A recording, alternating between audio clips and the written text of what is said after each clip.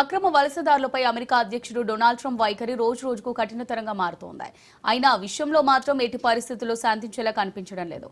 అలాగే ఈ విషయాన్ని ఇప్పట్లో చల్లబరచాలని కూడా కోరుకోవడం లేదు. అందుకే ఆయన అక్రమ వలసదారులకు సంబంధించి వివిధ రకాల ప్రకటనలు చేస్తున్నారు. ఇదిలా ఉండగా అక్రమ వలసదారులను ప్రపంచంలోనే అత్యంత ప్రమాదకరమైన జైలు అయిన గ్వాంటానామో బేలో ఉంచుతామని ఆయన అన్నారు. 9/11 దాడుల తర్వాత ఈ జైలును ఉగ్రవాద అనుమానితులను ఉంచడానికి ఉపయోగించేవారు.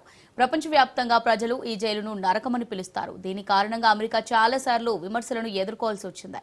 గ్వాంటానామో బేలో 30,000 మంది వలసదారులను ఉంచేందుకు పెంటగాన్, హోలాండ్ సెక్యూరిటీ శాఖను అనుమతించే కార్యనిర్వాహక ఉత్తర్వులపై సంతకం చేస్తున్నట్టు ట్రంప్ వైట్ హౌస్ లో తెలిపారు.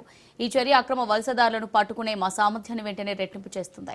ఈ సమయంలో ట్రంప్ వైట్ హౌస్ లో హత్యకు గురైన 22 ఏళ్ల అమెరికన్ నర్సింగ్ విద్యార్థిని లేఖన్ రిలే తల్లిదండ్రుల గురించి కూడా మాట్లాడారు. ఈ విద్యార్థి పేరు కొత్త వలస నేరాల బిల్లు చట్టంలో చేర్చబడింది.